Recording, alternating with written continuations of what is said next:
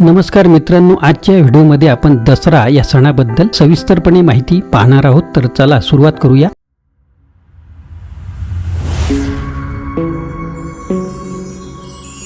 नमस्कार मित्रांनो, माझे नाव आनंद आहे आणि मराठी आनंद यूट्यूब चॅनलमध्ये आपणा सर्वांचे स्वागत आहे. दसरा या शब्दाचा शाब्दिक अर्थ पुराणापासून तर पुराणानुसार नेत्र युगात रावण नावाचा 10 डोकी असलेला राक्षस राहत होता, ज्याने युद्धात रावणाची 10 मुंडके कापली होती.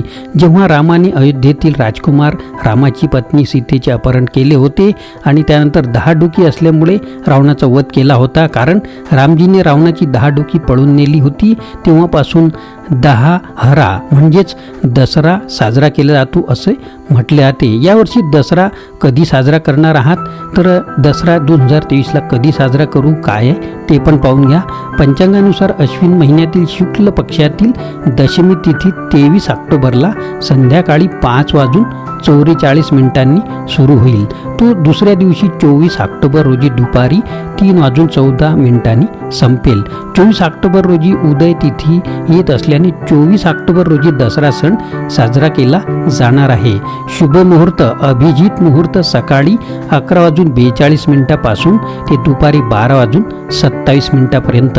विजयादशमी पूजेसाठी शुभ वेळ राहील मंगळवार 24 ऑक्टोबर 2023 दुपारी 2:05 पासून 2:51 पर्यंत. दसऱ्याला विजयादशमी असे का म्हणतात? दसरा, विजयादशमी किंवा आयुध पूजा हा हिंदूंचा प्रमुख सण आहे. अश्विन कार महिन्याच्या शुक्ल पक्षाच्या 10व्या दिवशी याचे आयोजन केले जाते. भगवान रामाने या दिवशी रावणाचा वध केला आहे आणि देवी दुर्गाने 9 रात्री 10 दिवसांच्या युद्धानंतर महिषासुराचा पराभव केला. तो असल्यावर सत्याचा विजय म्हणून साजरा केला जातो. म्हणूनच या दशमीला विजयादशमी असे सुद्धा म्हटले जाते. दसरा या सणाला आपट्याची पाने सोनं म्हणून का वाटतात? दसरा ह्या सणाला आपट्याची पाने वाटण्यामागे काय कारण आहे हे समजून घेऊया. तर हे समजून घेण्यासाठी आपल्याला आधी त्याची कथा जाणून घेणे गरजेचे आहे. फार पूर्वीची गोष्ट आहे की वरद तंतू नावाचे एक ऋषीमुनी होते आणि कौस्या नावाचा त्यांचा एक शिष्य होता. कौस्याने 14 पद्धतीच्या विद्येत प्रावीण्य मिळवले होते आणि मग आपण प्राप्त केलेल्या विद्येच्या बदल्यात आपण आपल्या गुरुला गुरुदक्षिणा द्यावी असे त्याला खूप वेळा वाटू लागले. आणि मग कौस्या आपल्या गुरुकडे जातो आणि त्यांना विचारतो की गुरुजी, तुम्हाला माझ्याकडून काय गुरुदक्षिणा हवी आहे? तेव्हा त्याने गुरु जे आहेत त्यांनी त्यांना सांगितले की तू जी विद्या शिकली आहे तिला वापर आणि तू इतरांच्या हितासाठी कल्याणासाठी नेहमीच याचा वापर कर, हीच माझी गुरुदक्षिणा असेल. पण कौस्या ऐकायलाच तयार नव्हता. मग त्याच्या गुरुदक्षिणेचा हट्ट तसेच नाद पुरा करण्यासाठी त्याचे गुरु वरदतंतू कौस्याकडून 14 कोटी सुवर्ण मुद्रांची मागणी करतात. मग आपल्या गुरुला एवढी मोठी गुरुदक्षिणा आपण देऊ शकत नाही, म्हणून कौस्या प्रभू राम यांच्याकडे मदत मागतो. मग प्रभू श्रीराम त्यांना सांगतात की गावाच्या बाहेर एक आपट्याचे झाड आहे, तू तिथे जाऊन उभा राहा. आणि मग प्रभू श्रीराम धनाचे दैवत कुबेर यांना आवाहन केले आणि आपट्याच्या झाडाच्या पानांचे सुवर्ण मुद्रेत रूपांतर करण्यात सांगितले. आणि मग त्या झाडाची जेवढी पाने खाली पडतात त्यांचे सोन्यात परिवर्तन होते आणि मग कौस्या ते सोने घेऊन आपल्या गुरुला दक्षिणा स्वरूपात देत असतो. तेव्हापासून दसरा ह्या सणाला आपट्याची पाने सोने म्हणून वाटली जातात. दसरा हा सण कसा साजरा केला जातो तर पहा, दसरा हा या सणाला जागोजागी रामलीलेचे आयोजन केले जात असते, ज्यात राम आणि रावण यांच्यात झालेल्या युद्धाच्या नाटकाच्या माध्यमातून हे सर्व दाखवले जाते. तसेच दसरा ह्या सणाच्या दिवशी जागोजागी रावणाच्या पुतळ्यांचे दहन सुद्धा केले जात असते. आणि असे म्हणतात की रावणाचे दहन करून ह्या दिवशी आपण आपल्यातील रावणाचे दहन करत असतो. संध्याकाळच्या वेळेस एकमेकांना आपट्याची पाने देऊन आपण एकमेकांना दसरा ह्या सणाच्या शुभेच्छा सुद्धा देत असतो.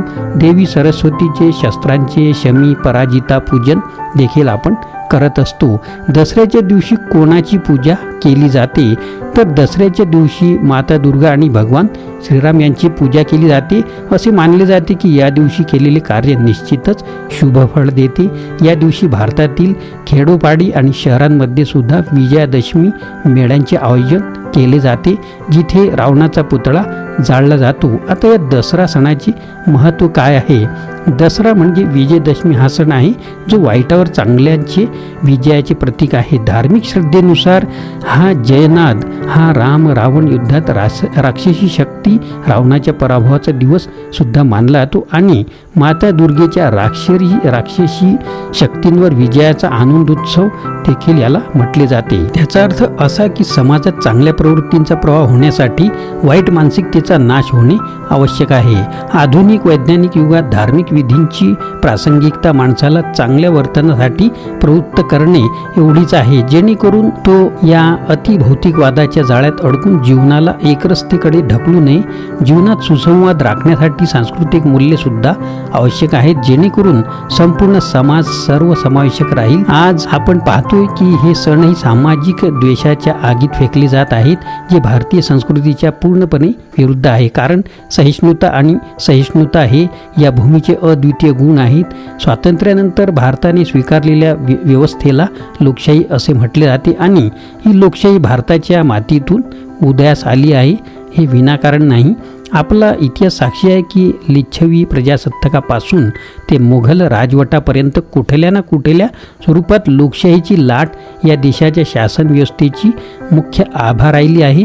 त्यामुळे भारतीय संस्कृती अव्याहतपणे वाहत राहिली आहे. मराठी आनंद या चॅनलच्या सर्व रसिकांना दसरा या सणाच्या हार्दिक शुभेच्छा. मित्रांनो, आपल्याला व्हिडिओ आवडल्यास लाईक करा, शेअर करा, सबस्क्राईब करा.